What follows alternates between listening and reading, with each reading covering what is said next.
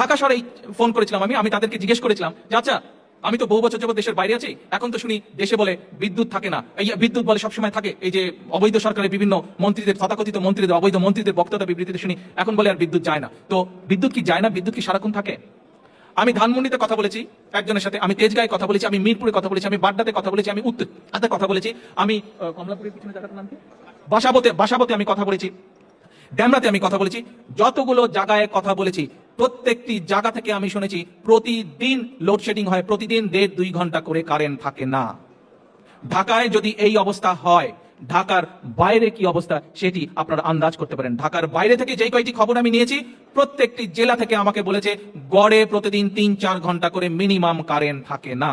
আসেন, এই প্রতারক সরকার, এই সরকার, এই অবৈধ সরকার শুধু অবৈধই নয়, এই অবৈধ সরকার শুধু আন্তর্জাতিকভাবে স্বীকৃত স্বৈরাচার সরকারই নয়, এই আন্তর্জাতিকভাবে স্বীকৃত সরকার শুধু আন্তর্জাতিকভাবে স্বীকৃত স্বৈরাচারই নয়, এরা আন্তর্জাতিক স্বীকৃত দুর্নীতিবাজ সরকারও।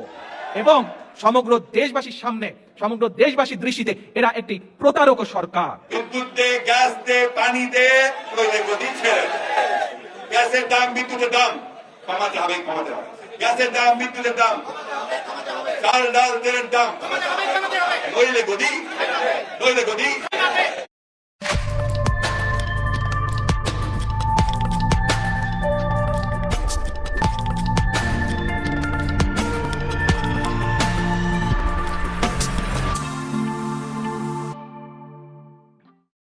দেখেছেন তো, বিরোধী দলের থাকলে কথা বলা সহজ। যে অভিযোগ তারেক রহমান করেছিল হাসিনা সরকারের বিরুদ্ধে, তার চাইতে বড় অভিযোগের তীর আজকে তারেক রহমানের দিকে। যেই স্লোগান বিএনপির প্রেসিডেন্ট মির্জা ফখরুল ইসলাম আলমগীর দিছিলেন, তার চাইতে বড় গলার স্লোগান দিয়ে বিদ্যুৎ অফিসগুলোতে হামলা করতেছে বিদ্যুৎ না পাওয়া বিক্ষুব্ধ জনতা। বিএনপি সমাধান দিতে পারতেছে না। বিদ্যুৎ মন্ত্রী নিজেই কইছে কিছু করার নাই, শুধু বৈশা বৈশা অপেক্ষা করা ছাড়া কিছু করার নাই, কিছু ম্যানেজমেন্ট করা। কিন্তু বিকট সমস্যার সমাধান আছে, দ্রুত সমাধান আছে, সেই সমাধান আজকে দেখাবো। দেখে অবশ্য পরে কইবেন এত সহজ সমস্যার সমাধান, কিন্তু সরকার কেন সমাধান করতে পারতেছে না? তারা সমাধান করতে পারতেছে না কারণ সেই সমস্যাটার সমাধান আন্তরিক না। বিদ্যুৎ মন্ত্রী বাসায় তো লোডশেডিং হয় না, তারা তো মারতে আসতেছে না। পল্লী বিদ্যুৎ সমিতি তাদের 80-র উপরে কেন্দ্রের নিরাপত্তার জন্য চিঠি দিয়েছে পুলিশকে, নিরাপত্তার জন্য কাজ করতে পারতেছে না বিদ্যুৎ কর্মীরা।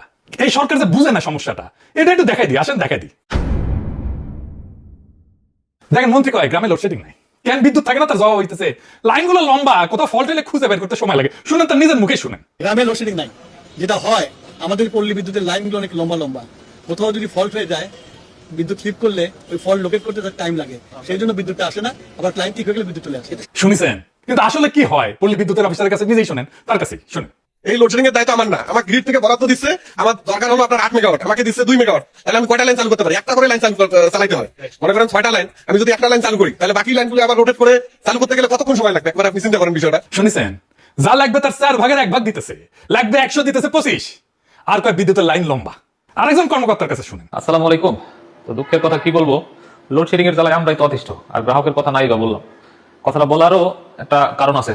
এই যে দেখেন, আমার এখন মেল লাইনের সাপ্লাই দেখেন 1380 কিলোওয়াট, মানে হচ্ছে 1.3 মেগাওয়াট। এখন এটা দেখানোর পরে যদি বলি যে আমার এখানে 4টা লাইন আছে, 4টা লাইনের 3টাই বন্ধ, একটা লাইন চালু রাখতে পারছি, এটার কারণ লোডশেডিং। তো লোডশেডিং এর এত পরিমাণ ভয়াবহতা যে আমার 4টা লাইনের 3টা বন্ধ রাখতে হচ্ছে। তা হিসাব করেন যে একটা লাইন চালু করতে হলে আমার কত ঘন্টা পর পর বিদ্যুৎ সে একটা লাইনে দিতে পারবো। এখন যে লাইনটা চালু আছে, এই লাইনটা যদি একবার বন্ধ হয় 3 ঘন্টা বন্ধ থাকবে, 3 ঘন্টা পর 1 ঘন্টা পাবে। তো এই হচ্ছে পরিস্থিতি আমার চাকরি লাইফের ভয়াবহ লোডশেডিং, এটাই আমি ফেস করতেছি। এর আগে এরকম লোডশেডিং আমি কখনো পাইনি। এখন কি হইতেছে দেখেন, কি করতেছে এই পল্লী বিদ্যুতের কর্মীদের সাথে বিক্ষুব্ধ জনতা। দেখেন, চাঁদপুরের ফরিদগঞ্জে পল্লী বিদ্যুতের একটি উপকেন্দ্র থেকে এক কর্মচারীকে জোর করে তুলে নিয়ে গিয়ে মারধর ও আটকে রাখার অভিযোগ উঠেছে। আচ্ছা, কোন এদের কি দোষ? এই পল্লী বিদ্যুতের লোকদের কি দোষ? এরা তো কর্মচারী, সরকারি কর্মচারী, এরা তো বিতরণ করে, এরা তো বিদ্যুৎ বানায় না, যা পায় তাই তো দিবে। এরা তো বিদ্যুৎ পয়দা করতে পারে না। এই বেচারাদের উপরে চড়াও হয়ে কোনো লাভ আছে? সারা দেশে পানি আর বিদ্যুতের জন্য হাহাকার, বাসায় রান্না হইতেছে না। দুর্ভোগের তো শুরু আছে শেষ নাই। এই যে সকালের নাস্তা এখন খাইতেছি 12টা বাজে, রাইস কুকার ভাত রান্না করা লাগে, যে কারেন্টের চুলার তরকারি রান্না করা লাগে, রান্না তুলে দিলে কারেন্ট চলে যায়, তখন আবার বসে থাকা লাগে। যদি এটা যদি কারেন্ট না থাকে তাহলে আপনার সিলিন্ডারের দাম হচ্ছে আপনার 2000-2500 টাকা। এখন আমরা কি করবো সেটা বলেন? আমরা না খাই তো মরতে হবে। এটা ঢাকার অবস্থা, সরকারের কাছে টাকা নাই জ্বালানি কেনার। আমার কথা না, বিদ্যুৎ আর জ্বালানি প্রতিমন্ত্রী অনিন্দ ইসলাম অমিত কইছে নিরবিচ্ছিন্ন জ্বালানি সরবরাহ নিশ্চিত করার মতো যথেষ্ট অর্থ সরকারের হাতে নাই। আসলে আমাদের কাজটি হচ্ছে সাপ্লাই এর, আমরা সরবরাহ আসলে নিশ্চিত করবো। সরবরাহ নিশ্চিত করবার জন্য আসলে অর্থের জোগাড়টি থাকতে হবে। সেই জোগাড়ের ক্ষেত্রে আসলে সেই জায়গাটি আমাদের হাতে নেই। আমরা জানি অ্যারাউন্ড 30,000 মেগাওয়াট আমাদের ক্যাপাসিটি আছে, কিন্তু পাওয়ার প্ল্যান্ট চালানোর জন্য প্রয়োজনীয় জ্বালানি আমরা সরবরাহ করতে পারছি না। দেখেছেন কি অবস্থা? বিদ্যুৎ কেন্দ্র চালানোর মতো যথেষ্ট জ্বালানিও নাই। কেন নাই? কারণ জ্বালানি পণ্যের আমদানি ব্যয় $5 বিলিয়ন থেকে বেড়ে $10.6 বিলিয়ন হয়েছে, এক বছরে 107% বেড়েছে, দ্বিগুণেরও বেশি। সারের দামও বেড়েছে, প্রায় $2.5 বিলিয়ন থেকে প্রায় $4 বিলিয়নে গেছে। রিজার্ভ তো 32 বিলিয়নের করে, মানে শুধু জ্বালানি কিনতেই প্রত্যেক বছর রিজার্ভের 1/3 সমান ডলার লাগতেছে। এই দাম করলে আরো বাড়তে পারে। শুধু কি তাই, অভাগা যেদিকে চায় সাগর শুকায় যায়। এলএনজি গ্যাস হয়েছে আরেক গেঞ্জাম। কি গেঞ্জাম? আমাদের গ্যাসের একটা বড় অংশ আসে বিদেশ থেকে এলএনজি হিসেবে। এলএনজি মানে তরল করা প্রাকৃতিক গ্যাস। গ্যাসকে -160 ডিগ্রিতে নিলে ঠান্ডা করলে তরল হয়ে যায়, তরল পানির মতো তরল হয়, তারপরে জাহাজে করে এটা আনা হয়। কিন্তু তরল জিনিসটা তো সরাসরি আপনার চুলে যায় না, তাই না? পাইপ লাইনেও ঢোকে না। তার আগে ওটা আবার গরম করে নিতে হয়, গরম করে আবার গ্যাসে ফেরত আনতে হয়। এই কাজটা করে মহেশখালীতে সমুদ্রের উপরে ভাসতে থাকা 2টা টার্মিনাল, একটা এক্সেলারেট এনার্জির আর একটা সামিটের, দুটোই বেসরকারি। এদের কাজ একটাই, জাহাজ থেকে তরল গ্যাস নামানো, গরম করে গ্যাসে বদলানো, তারপরে পাইপে পাঠানো। এক্সেলারেটের 2টা বয়লার আছে, গরম করার যন্ত্র আর কি, এটা নষ্ট, রক্ষণাবেক্ষণে বন্ধ। আর সামিটে জাহাজ আসছে, এলএনজি ভরা জাহাজ, কিন্তু বাতাসের কারণে জাহাজটাকে নিরাপদে ফেরানোই যাইতেছে না। এই মাল খালাসি শুরু করা হয়নি, জাহাজ ভর্তি গ্যাস সমুদ্রে ভাসতেছে। চিন্তা করে দেখেন, আমাদের কেনা গ্যাস, ডলার দিয়ে কেনা গ্যাস, গ্যাস আছে কিন্তু ব্যবহার করা যাইতেছে না। মানে সমস্যাটা শুধু টাকারও না, সমস্যাটা যন্ত্রেরও। $1 না থাকলে গ্যাস কেনা যায় না, $2 থাকলেও গ্যাস আনলেও সেটা ব্যবহারযোগ্য করার ক্ষমতা আমাদের নাই। আমরা 15 বছর ধরে কেন্দ্র বসেছি, কিন্তু সেই কেন্দ্রে জ্বালানি পৌঁছানোর অবকাঠামো এটা তৈরি করিনি। বসালে এটা বসেছি, 2 নাম্বারটা রাখি নাই, এটা বিকল্প রাখি নাই। তাই আজকে একটা বয়লার নষ্ট হইলে আর একদিনে বাতাস বেশি বইলে দেশ অন্ধকার হয়ে যায়। গ্যাস চাইলেও যে আনা যাবে না, টাকা থাকলেও যে আনা যাবে না, এটা আবার কইতেছে সরকার আরেক মন্ত্রী, বাম মন্ত্রী জোনায়েদ সাকি। শুনেন, এই মুহূর্তে আপাতত দেশের গ্যাস উত্তোলনের সর্বাত্মক উদ্যোগ ছাড়া এবং বাইরে থেকে গ্যাস আমদানি করার চেষ্টা করা ছাড়া, যেটা পাওয়া খুবই দুর্লভ হয়ে যাচ্ছে এবং সেখানে প্রচুর সময় লাগবে। মানে মালয়েশিয়া যে তরলীকৃত গ্যাস দিতে চাচ্ছে, কিছুটা পাওয়া যাবে, কিন্তু যে কন্টেইনারে আনবে ওটা চায়না নির্মাণ করে দিতে বলছে 1.5 থেকে 2 বছর লাগবে। ফলে আমরা কোনো সমাধান করা যাচ্ছে না। শুনেছেন ট্যাঙ্কার নাকি বানাইতে হবে, তারপরে আনবে। কারণ আইসানি আমি না আমার ঘোড়া আসবে, ঘোড়া হাসি দেন, মেলা দিন দেওয়া ট্যাঙ্কার ভাড়া পাওয়া যায় না। এখন যে এলএনজি আনে সরকার, সেটাকে নিজের ট্যাঙ্কারে আনে নাকি সরকার? বালচুন, বাংলাদেশ নিজে কোনো এলএনজি ট্যাঙ্কার ভাড়াও করে না, নিজেও করে না, কেনেও না। চুক্তিগুলো এরকম, এটা ডেলিভার টু এক্সশিপ, মানে জাহাজ জোগাড় করা বিক্রেতার দায়িত্ব। কাতার এনার্জি থেকে আমরা এলএনজি আনি, ওকিউ ট্রেডিং থেকে এলএনজি আনি, এক্সেলারেটর আনে, স্পট বিক্রেতার নিজের বা নিজের চার্টার করা জাহাজে মহেশখালী পর্যন্ত পৌঁছে দেয়। মানে ওই যা কইতেছে কথা, সেটা সে নিজেই বুঝে না, জানেও না। সরকার চালাইতেছে, ওর আমলা যা কয়ে দিছে ওইটা এসে বমি করে দিতেছে। যে সাংবাদিকরা তার প্রশ্ন করতেছে, সেও জানে না যে এলএনজি আনার জন্য ট্যাঙ্কার বানায় আনার দরকার নাই। মানে আমাকে বালচুন পেয়েছে কিরকম, বাদ পার আম তার কাছে না। ওর যে লেভেল অফ ইন্টেলিজেন্স, ঠিক ওই একই লেভেল অফ ইন্টেলিজেন্স আর আন্ডারস্ট্যান্ডিং নিয়ে বিএনপি সরকারের মন্ত্রীরা কাজ করে। জোনায়েদ সাকি বলে ট্যাঙ্কার বানাইতে দিতে চায় না, আর বাটপার তারেক বলে আমেরিকার মেশিন বানাইতে দিতে। শুনেন, বিদ্যুৎ গ্যাস নিয়ে 6 মাস সময় পেয়েছে একটা অবকাঠামো তৈরি করতে। আমেরিকা তাকে মেশিন বানাতে দিচ্ছে, ওই মেশিনটা বানাইতে লাগবে 11 মাস। ওইটা 2 মাস লাগে চায়না নিতে, কত হলো? 13 মাস। আর 2 মাস লাগে মডিফাই করতে, কত হলো? 15 মাস। আর 2 মাস লাগে বাংলাদেশ আনতে, কত হলো? 17 মাস। মানে বিদ্যুৎ সেক্টরের ডেভেলপমেন্টটা এরকম লং টাইম নেয়। সুতরাং এসে ভুট করে বানাই ফেলা অনেক কঠিন। শুনেছেন এরা পলিটিক্স করে, বাংলাদেশে দেশ চালায়। বুঝেছেন কোন কিসিমের মাল দেশ চালায়, কোন কিসিমের জোকার দেশ চালায়। আবার নতুন তথ্য আনিছে বিদ্যুৎ মন্ত্রী, বলছে যে বিদ্যুৎ চালিত রিক্সা বাইরে যাওয়ায় নাকি বিদ্যুতের চাহিদা বাড়িছে রাতের বেলা। সে নিজেই সংসদে কইছিল গ্রীষ্মকালে গরম আর সেচের কারণে গ্রীষ্মে 18,000 মেগাওয়াট বিদ্যুতের চাহিদা। সেই টাইমে কিন্তু বলে না এটা রিক্সার কথা, এখন এটা বলির পাটা লাগবে তো, তাই বাই করেছে যুক্তি। চিন্তা করেন, মানে মাথা তো যা শিখছে কয়ে দিতেছে। আবার দেখেন দেশে গ্যাস নাই, বিদ্যুৎ নাই, জ্বালানি নাই, 12 থেকে 18 ঘন্টা লোডশেডিং হয়, আমার নাম হবে নাকি বৈদ্যুতিক বাস। মোটে মার রাধে না তপ্ত আর পান্তা, কি অবস্থা। জোকারে ভর্তি। লোডশেডিং আগে হয়েছে, কিন্তু কথা হচ্ছে রেকর্ড লোডশেডিং তো হয় না, এখন হইতেছে রেকর্ড লোডশেডিং। এই নতুন রেকর্ড কেন হইলো, সে জবাব তো দিতে হবে। বিদ্যুৎ জ্বালানি ছাড়া তো শিল্প কলকারখানা চলবে না। পেট্রো বাংলা চাহিদার মাত্র 56% গ্যাস দিতে পারতেছে। সাভার আশুলিয়া কারখানা উৎপাদন করছে 50 থেকে 60% পর্যন্ত। এটা গিয়ে করবে কোথায়? আমাদের রপ্তানি কমছেও। হাসিনা আমলে 23-24 অর্থ বছরে রপ্তানি ছিল $44.7 বিলিয়ন। পরের বছর ইউনূস সরকারের আমলে সেটা বেড়ে দাঁড়িয়েছিল $48.28 বিলিয়ন, মানে 8.5% প্রবৃদ্ধি হয়েছিল। মানে হাসিনা পরের বছর তো রপ্তানি বেড়েছে, ভালোই বেড়েছে। এই বছর লক্ষ্য ঠিক করা হয়েছিল $55 বিলিয়ন, 16% বেশি রপ্তানি করবে। খারিজ কত আর হয়েছে কত? 48 বিলিয়ন। ইউনূসের আমলের চাইতে কম, লক্ষ্যমাত্রা যাইতে $7 বিলিয়ন কম। $7 বিলিয়ন করতে আসবে, আকাশ থেকে পয়দা হবে। এই ঘাটতিটা পড়বে কোথায়? পড়বে বাজারে। পড়িছেও তাই, জিনিসপত্রের দাম আকাশ ছুঁইছে, আপনারা এত বাড়তেছে না, বাড়ছে কে তারা হাসপাস করিচ্ছে। দেখেন কালকে বাসা থেকে আমার বলছে এক গুড়া চিনি গুড়া চাউল নিতে, চাষি চিনি গুড়া চাউল কিনতে গেছে 230 টাকা। এগুলো কোথায় গেলি? পেঁয়াজ নিচ্ছি 2 দিন আগে নিচ্ছি 35 টাকা, কালকে চাইতে 70 টাকা। এরপর কাঁচা বাজার কি অবস্থা, 100-150 টাকা দিতে কোনো তরি দরকারি নাই। আমরা কোন দেশে আসি? আমার মতো লোকে বাজারে এলে আমি 1000 টাকা বাজার প্রতিদিন করতে পারবো? গ্যাসের দাম বাড়তি, তেলের দাম বাড়তি, বিদ্যুতের দাম বাড়তি, ঘর ভাড়া বাড়তি, আপনি রিক্সা দেবেন, রিক্সা ভাড়া বাড়তি। এরকম রাষ্ট্রে বসবাস করি। সিন্ডিকেট সব টাকা সিন্ডিকেট। কাঁচামরিচ কেজি হচ্ছে 300 টাকা, দুনিয়া বাজার 300 টাকা, 80 টাকার ফুলকপি হচ্ছে 120 টাকা। সেখানে কিনবো অল্প অল্প নিচ্ছে আর কি। সবকিছুর দাম বেড়ে গেছে হঠাৎ করে। এই অগাস্ট মাসে কয়েকদিন আগে ঢাকার বাজারে যুগান্তর প্রতিবেদন করছে, ডিম 150 থেকে 155 টাকা ছিল ডজনে, এক সপ্তাহে বাড়ছে 10 থেকে 15 টাকা ডজনে। ব্রয়লার মুরগি 200 টাকা কেজি থেকে 200 টাকা কেজি ছিল, সপ্তাহে বাড়ছে 10 টাকা। মাছের কেজিতে 20 থেকে 30 টাকা বাড়ছে এক সপ্তাহে। নিম্নবিত্ত পরিমাণগুলো হাসপাস খাইতেছে, প্রত্যেকদিন খাদ্য তালিকা থেকে একটার পর একটা জিনিস বাদ দিতেছে। বাদ দিতে বাধ্য হচ্ছে, কেউ সঞ্চয় ভাঙতেছে, কেউ ধার করে সংসার চালাইতেছে, ভয়াবহ অবস্থা। আপনারা নিজেরাই জানেন, আমার আর বলার দরকার নেই। রিজভি ব্যাংক গত হচ্ছে জানুয়ারিতে কইছিল দ্রব্যমূল্য নিয়ন্ত্রণে অন্তর্বর্তীকালীন সরকার নাকি ব্যর্থ। 5 মাস হয়নি কিন্তু তখন ইউনূস সরকারের। তাই নির্বাচন লাগবে। বিএনপি প্রেসিডেন্ট কইছিল বর্তমান সংকটের একমাত্র সমাধান নাকি নির্বাচন। তো নির্বাচন তো হয়েছে, সংকট কেন যায় না? কারণ নির্বাচন লাগবে সংকট কাটাইতে হইলে, এই বিদ্যুৎ সংকটের সমাধানের জন্য কারাটা নির্বাচন লাগবে। নির্বাচন করে তো হ্যাঁ প্রেসিডেন্ট হয়েছে, অনেকে এমপি মন্ত্রী হয়েছে, সাধারণ মানুষের কি হয়েছে? যে তিমিরে ছিল সেই তিমিরেই আছে, আরো দুর্ভোগ বাড়িছে। এখন তো ইউনূস সরকারের আমলের চাইতে দাম বেশি জিনিসপত্রের। সেই জন্যই অর্থমন্ত্রী আগে কয়ে দিছে দ্রব্যমূল্য বাড়বে, এপ্রিলে কইছে। দেখেন চালাক আছে খোলে। হাসিনার অজুহাত ছিল ইউক্রেনের যুদ্ধ, বিএনপি সরকার অজুহাত হয়েছে ইরানের যুদ্ধ। তো এটা দায়ী কে? এটা তো একজন দায়ী আছে, তাই না? আসেন সেটা দেখে নি।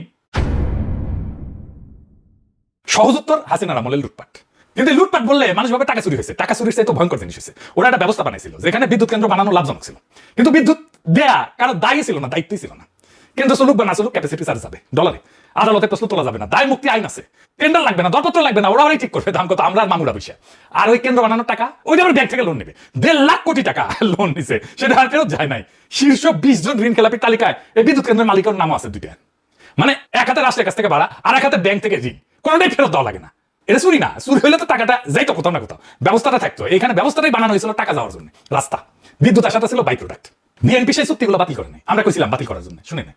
অথচ বিএনপি সরকারের আগের টার্মে এই বিদ্যুৎ আর পানি নিয়ে তুল কালাম হয়েছিল।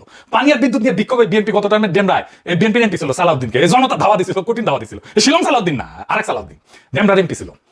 সালাউদ্দিন দৌড়ে পালায়, তারপর নাম হয় তার দৌড় সালাউদ্দিন। দেখেন সেই সময়কার পত্রিকার নিউজগুলো দেখেন, এই দেশের দৌড়ের ছবিটা দেন। ভিডিওটা খুঁজলাম মেলা পাই নাই, ভিডিওটা পেলে দিয়েন তো, ওইটা দরকার আছে এখন। আর এইটুকু ভাই তখন বিদ্যুৎ মন্ত্রী ছিল, আর খালেদা জিয়া সরকার তারা অপসারণ করেছিল মন্ত্রণালয় থেকে। কানসাটা ড্যামরায় এই সাথে একই সাথে গণবিস্ফোরণ হয়েছিল, গুলি চালিয়েছিল কানসাটে বিএনপি সরকার, মানুষ মারাও গেছিল। সেই একই ব্যর্থ বিদ্যুৎ মন্ত্রীকে আবারও সেই মন্ত্রণালয়ের দায়িত্ব দেওয়া হয়েছে। নিজে নিজে যদি মারা খেতে চায় তাহলে কে বাঁচায়? সমস্যা তো আছে, সমাধান কি? হাসিনার উপরে দায় চাপানো দেওয়া সহজ, ইরান যুদ্ধের উপরে দায় চাপানো সহজ, ব্যাটারি চালিত রিক্সার উপরে দায় চাপানো সহজ, জোগাড়ের মতো উল্টাপাল্টা যুক্তি দেওয়া সহজ। কঠিন হইলেও সমাধান বাই করা। সমাধানের জন্য লাগে গভীর পড়াশোনা, প্রবলেম সলভিং আর অ্যানালিটিক্যাল স্কিল লাগে, তথ্য লাগে, কমিটমেন্ট লাগে, একটু বেরেন্ট লাগে আর কি। এখন পুরো সরকারের একটা লোক নাই যার সবগুলো আছে।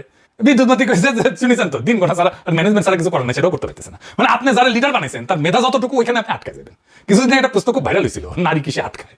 ওই প্রশ্নের উত্তর পাওয়া খুবই মুশকিল, কিন্তু আমরা আটকাই পলিটিক্যাল লিডারদের বুদ্ধিমত্তায়। যাই হোক, এই সমস্যার সমাধান সম্ভব, খুবই সম্ভব, এক্ষুনি সম্ভব, রাইট নাও। এখন নিশ্চয়ই সবাই ভাবিচ্ছেন, দেখছি তো ঘাবিচ্ছে দাদা, প্যারিসে গরম পড়ছে, চান্দি গরম হয়ে গেছে দাদা, আলাদা গেছে একেবারে। আসেন আলাপ করে নি, দেখাই যে সমাধান দিব, বুঝবেন যে বন্দুকের গুল্লি মিস হইতে পারে, আমার সলিউশন মিস হবে না। এটা সম্ভব, কয়েক মাসের মধ্যে সম্ভব। বাংলাদেশে এই মুহূর্তে বিদ্যুৎ উৎপাদন ক্ষমতা 29,000 মেগাওয়াট, আর সর্বোচ্চ চাহিদা হইতেছে 14 থেকে 15,000 মেগাওয়াট, অর্ধেক। চাহিদার দ্বিগুণ ক্ষমতা আমাদের আছে, তারপরে অন্ধকার। আমাদের বিদ্যুৎ কেন্দ্রের অভাব নাই, একটাই নাই, বরং দরকারের চাইতে দ্বিগুণ আছে। তাহলে বাতি চলে না কেন? কারণ কেন্দ্রগুলো বসে আছে। কেন? কেন্দ্র আছে, যন্ত্র আছে, কর্মী আছে, গ্রিডের লাইন টানা আছে, কিন্তু চলে না কেন? জ্বালানি কেনার টাকা নেই, আর ওদের যে টাকা পাও না সেটা দেওয়া হয় নাই। বিদ্যুৎ কেন্দ্রগুলোর কাছে সরকারের বকেয়া প্রায় 50,000 কোটি টাকা। এখন ভাবেন, আপনার দোকানে 5 বছর ধরে বাকিতে মাল নিলেন, এখন গিয়ে কইতেছেন ভাই আরো মাল দেন, দোকানদার কি করবে? দিবে মাল। তো সংকটটা তো টাকার, কেন্দ্র বন্ধ থাকতেছে টাকার অভাবে, সোজা হিসাব। যন্ত্রের অভাবে না, টাকাটা গেল কই? সরকারের টাকা যায় কই? বিদেশ থেকে এলএনজি কিনতে ভর্তুকি দিতে হয়, সব জায়গায় ভর্তুকি। এই বছর প্রায় 14,600 কোটি টাকা ভর্তুকি দিচ্ছে। 2 বিদ্যুৎ কেন্দ্রগুলো বকে আছে 50,000 কোটি টাকা। 3 নাম্বার, অনেক কেন্দ্র বসে আছে কিন্তু তবু ভাড়া দিতে হইতেছে, ক্যাপাসিটি চার্জের নাম। বিদ্যুৎ নেন বা না নেন, টাকা দিতেই হবে। গৌরিশান টাকা দিবে, সরকারি মাল দরিয়া মেধাল। হাসিনা সিস্টেম করে গেছে, তারেক রহমানের সরকার সেটা চালাইতেছে বাধ্য ছাত্রের মতো। এই অর্থ বছরে ভাড়া বাবদে যাবে এই 48,000 কোটি টাকা। এটা উদাহরণ দিই, আপনি 10টা সিএনজি মাসিক চুক্তিতে ভাড়া নিছেন, আপনার লাগে 3টা, বাকি 7টা গ্যারেজে বসে আছে, কিন্তু ভাড়া দিতে হইতেছে 10টারই। আর এখন আপনার হাতে তেল কেনারও টাকা নাই, তাই ওই 3টা আওয়াজ যেটা চলতেছিল সে 3টা আওয়াজ চলে না। এটাই বাংলাদেশের বিদ্যুৎ খাত। তাইলে ঘটনাটা কি দাঁড়ালো? সরকার বিদ্যুৎ কিনতেছে বেশি দামে, বেচতেছে কম দামে। যত বেশি বিদ্যুৎ তত বেশি লোকসান। মানে সরকারের জন্য বিদ্যুৎ দেওয়াটাই একটা শাস্তি, যত দিবে তত মরবে। এই অবস্থায় নতুন কিছু করার সামর্থ্য থাকে সরকারের থাকে না। বেসরকারি বিনিয়োগ আসতে পারে, কিন্তু বেসরকারি বিনিয়োগ কেন আসে না? কারণ নিয়ম আছে যে বেসরকারি বিদ্যুৎ কেউ বানাইলে সেটা কেবল সরকারের কাছে বেচতে পারবেন। আপনার একটা দোকান দিলেন, আইন বলতেছে আপনি শুধু একজন খদ্দের কাছে বেচতে পারবেন। আর সেই খদ্দের অবস্থা কি? তার হাতে আর কেন দোষা, তার হাতে টাকা নাই, 50,000 কোটি টাকার বাকি শোধ করে নাই। আপনি ওই দোকানের মাল তুলবেন, বেচবেন না তো। চাহিদা থাকলে বিনিয়োগ আসে, এটাই স্বাভাবিক নিয়ম। আমাদের বিদ্যুতের চাহিদা আসে, এখানে বিনিয়োগ আসার কথা, কিন্তু বিনিয়োগ আসতেছে না। বিনিয়োগ শুধু চাহিদা দেখে আসে না, বিনিয়োগ আসে সব খদ্দের দেখাও। চাহিদা আকাশ ছোঁয়া, কিন্তু খদ্দের দেউলিয়া, এই তাহলে বিনিয়োগ আসবে। এই দুটোই একসাথে থাকলে বাজার হয় না তো। তাহলে সমাধান কি? সমাধান খুব সিম্পল, খদ্দের জায়গা থেকে সরকারকে সরাই দেন, হাঁটায় দেন, একটা পাতায় লাথি দিয়া সরাই দেন, সরাসরি ভোক্তাকে বসান খদ্দের জায়গায়। আমি আপনি তো বিদ্যুতের বিল দিই, বকেয়া তো রাখি না। আমি আপনি ক্রেতা হইলে বিনিয়োগ আসবে, খদ্দের বদলান, সমাধান নতুন বিদ্যুৎ কেন্দ্র না, খদ্দের বদলানো, তাহলে সব সমস্যার সমাধান হয়ে যাবে। সরকারকে খদ্দের আসন থেকে সরাই দেন। ভোক্তা সরাসরি বিদ্যুৎ কিনবে বেসরকারি বিক্রেতার কাছ থেকে, উৎপাদকের কাছ থেকে। সরকার শুধু নিজের তার লাইনে বাড়া নেবে। সরকার তখন ব্যবসায়ী না, সরকার তখন রাস্তার মালিক, টোল নেবে, গাড়ি চালাবে না। এই জন্য একটা নতুন কেন্দ্র বসানো লাগবে না। দেশে 7 থেকে 9,000 মেগাওয়াট কেন্দ্র বসে আছে, এমনি বসে আছে। আমরা তার ভাড়া দিতেছি, এরাই জ্বালানি কিনবে, এরাই সরাসরি বেচবে। এনিন মার্কাল তো শূন্য তৈরি আছে, কেন্দ্র দাঁড়াই আছে। একটা বাস্তব উদাহরণ দিই আমার নিজের। আমার বাসার বিদ্যুৎ আমি কিনি একটা বেসরকারি কোম্পানির কাছ থেকে। দাম পছন্দ না হলে কি করি? অফিসে যেতে হয় না, লাইনে দাঁড়াইতে হয় না, কারো হাতে 500 টাকা গুঁজে দিতে হয় না, অনলাইনে ক্লিক করি, ব্যাস আমার সাপ্লাই আর কোম্পানির কাছে চলে যাবে। বিদ্যুৎ 1 সেকেন্ডের জন্য বন্ধ হবে না, কোনো মিস্ত্রি আসে না, কোনো তার বদলায় না, কারণ তার একটা তারই সবাই সাপ্লাই দেয়, বদলায় শুধু বিলের নামটা বদলায়। ফ্রান্সে এরকম কোম্পানি আছে প্রায় 40টা। তারা আমার মতো গ্রাহকের জন্য কামড়াকামড়ি করে। প্রত্যেক মাসে প্রত্যেক সপ্তাহে মেল পাই, তোমার ইলেকট্রিসিটি তুমি এখন এত দিতেছো, তুমি কিন্তু এত দিতে পারবে আমার কাছে যদি আসো, বুঝেছ? আর আমাদের দেশে আপনার কোনো চয়েস নাই, সরকার যা দেবে তাই নেবে, নিতে বাধ্য, যখন দেবে তখন নেবে। বিল ভুল আসলেও আপনাকে নিতেই হবে। বিল আসবে আকাশ ছোঁয়া, ভুল বিল, আপনি বিদ্যুৎ চালা ইউজই করেন নাই, বিল আসতেছে আকাশ ছোঁয়া। একচেটিয়া বাজারে গ্রাহককে ভিখারি বানায় দেয়, প্রতিযোগিতা গ্রাহককে রাজা বানায় দেয়। এই কোম্পানিগুলো বাংলাদেশে আসতে পারে না, পারে। এরা বাংলাদেশে এসে বেসরকারি প্ল্যান্ট থেকে বিদ্যুৎ কিনবে, তারপরে বেচবে। আর শুরুতে ঘরে ঘরে বেচার দরকার নাই, বড় কারখানা আর শিল্পে বেচুক, ওইখানে তো ভলিউম, বেশি ভলিউম, ওইখানে টাকা, ওইখানে একসাথে কয়েকটা সমস্যার সমাধান হয়ে যায়। গুনে দেখেন, 1 ক্যাপাসিটি চার্জের গ্যাঞ্জাম শেষ, এরা বসে থাকলে টাকা পাবে না, বেচলে পাবে। 2 জ্বালানির ডলার এরাই জোগাড় করবে, এই বিদেশি বিদ্যুৎ কোম্পানিরাই জোগাড় করবে, এরাই দেবে, ধার দেবে, এলএনজির বোঝা নামে যাবে। 3 নাম্বার, কারখানা রপ্তানি করে ডলার আনে, তার মানে খদ্দরের হাতে ডলার আছে, বিদেশি বিনিয়োগকারীর দুশ্চিন্তা নাই। 4 নাম্বার, ঘাটতি চাইতে বেশি উৎপাদন সম্ভব। আর সবচেয়ে বড় কথা, সরকারের 1 টাকাও খরচ নাই, 1 পয়সাও খরচ নাই, কোনো বিনিয়োগের দরকার নাই সরকারের তরফ থেকে, শুধু একটা অধ্যাদেশ আর কয়েকটা সিগনেচার। এটা বাস্তবায়ন করতে সব মিলিয়ে 3 থেকে 4 মাস লাগবে। আপনার কোনো লোডশেডিং থাকবে না 3 থেকে 4 মাসে, যদি এই পলিসি ফলো করা হয়। বিএনপি 2001 থেকে 2006 বিদ্যুৎ কেন্দ্র বানায় নাই, রেকর্ড আছে। আওয়ামী লীগ কেন্দ্র বানাইছে বিদ্যুৎ কেন্দ্র, জ্বালানির নিশ্চয়তা ছাড়া, সেটারও রেকর্ড আছে। একদল বানায় নাই, আর একদল বানাইছে কিন্তু চালানোর ব্যবস্থা করে নাই, দুটোই ভুল করছে। একই ফল এটার, অন্ধকার, লোডশেডিং। আর সমাধান দেখলেন 3-4 মাসে পাল্টায় দেওয়া যায়। চুকু ভাই, বসে থাকে ছাড়া অনেক কিছু করার আছে, আপনি করতে চান না, বা জানেন না, বা বুঝেন না, করতে চান কিনা সেটাই প্রশ্ন। বাংলাদেশের বেশিরভাগ সমস্যার কুইক ইনোভেটিভ সমাধান আছে এরকম, কিন্তু যে দেশের মানুষ অপদার্থ আর অযোগ্যদের নেতা বানায়, দেশ চালানোর দায়িত্ব দেয়, তাদের দুর্ভোগ কখনো যায় না।